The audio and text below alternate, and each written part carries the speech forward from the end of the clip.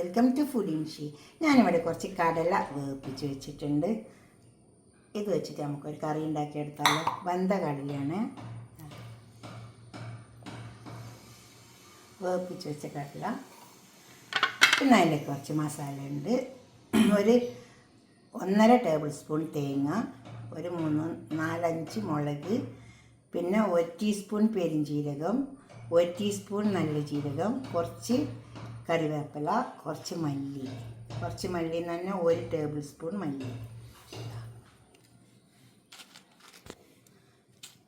പെരിഞ്ജീരകം, നല്ല ജീരകം,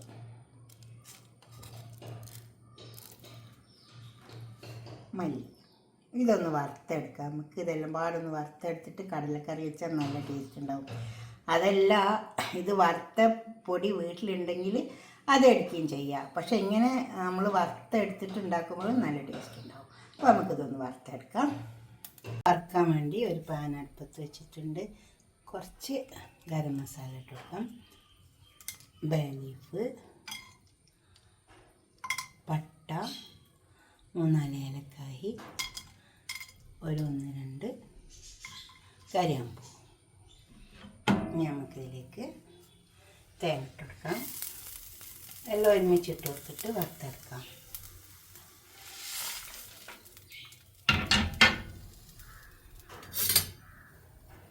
നന്നായി ഇളക്കിയെടുക്കാം.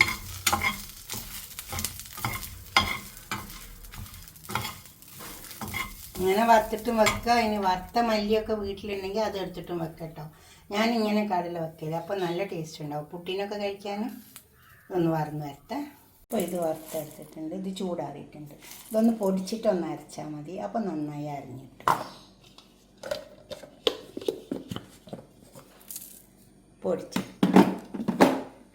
പൊടിച്ചെടുത്തിട്ടുണ്ട്. ഇത് കുറച്ച് വെള്ളം ചേർത്തിട്ട് നമുക്കൊന്ന് അരച്ചെടുക്കാം.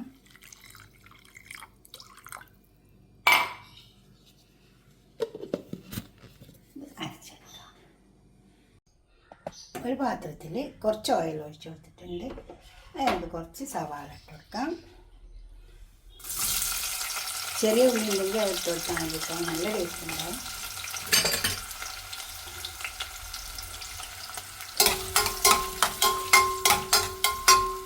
സവാള നന്നായി മുരിഞ്ഞ് വരണം.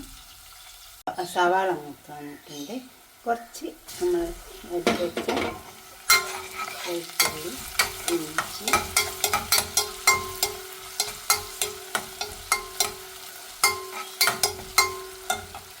പച്ചമണം പോകണം, അന്നേരം അതിൻ്റെ ആ ഒരു ടേസ്റ്റ് വരുള്ളൂ. ഇനി നമുക്ക് അരപ്പ് ഒഴിച്ചെടുക്കാം.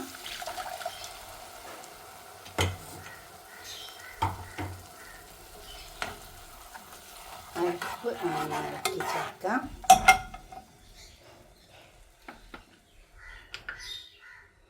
നമുക്ക് ഈ കടല ചേർക്കാം. വേർപ്പിച്ച് കടലാണല്ലോ, നന്നായി ഒന്ന് ഇളക്കി ചേർക്കാം. ഇനി ഇതിലേക്ക് നമുക്ക് കുറച്ച് ഉപ്പിട്ട് കൊടുക്കാനുണ്ട്. ഇതൊക്കെ നന്നായി ഇളക്കി ചേർത്തെടുത്തിട്ടുണ്ട് കേട്ടോ. ഉപ്പ് ആവശ്യം പോലെ ഇട്ട് കൊടുത്താൽ മതി. പിന്നെ ഈ കടല വെന്ത വെള്ളത്തിൽ തന്നെ കുറച്ച് കടല അരച്ചെടുത്തതാണ്. അപ്പോൾ കറിക്ക് നല്ല കുറുക്കമുണ്ടാവും, നല്ല ടേസ്റ്റും ഉണ്ടാവും. കുറച്ച് സമയം ഒന്ന് അടുപ്പത്ത് കിടക്കട്ടെ. മസാലയുടെ മണമൊക്കെ ഒന്ന് പോയി ഒന്ന് ക്ലോസ് ചെയ്ത് കൊടുക്കാം. അപ്പോൾ നമ്മളെ കടലക്കറി റെഡിയായി വന്നിട്ടുണ്ട്. ഇതുപോലെ കടലക്കറി ഉണ്ടാക്കി നോക്കിയാൽ നിങ്ങളുടെ അഭിപ്രായ നിർദ്ദേശമൊക്കെ ഒന്ന് കമൻറ്റ് ബോക്സിൽ അറിയിച്ചാട്ടെ. ലൈക്ക് ചെയ്യണം, അപ്പോൾ തന്നെ ഷെയർ ചെയ്യണം, സബ്സ്ക്രൈബ് ചെയ്യാത്തവരൊക്കെ ചെയ്യണം. ഇത് 2-3 പച്ചമുളക്, കുറച്ച് കറിവേപ്പില. നമുക്കിതൊരു പാത്രത്തേക്ക് സെർവ് ചെയ്യാം. ഇതാ ഇങ്ങനെ ഒന്ന് ഉണ്ടാക്കി വെക്കണേ. നിങ്ങളുടെ അഭിപ്രായം നിർദ്ദേശമൊക്കെ കമൻറ്റ് ബോക്സിൽ അറിയിക്കുക, ലൈക്ക് ചെയ്യുക, അപ്പോൾ തന്നെ ഷെയർ ചെയ്യുക, സബ്സ്ക്രൈബ് ചെയ്യാത്തവരൊക്കെ ചെയ്യുക.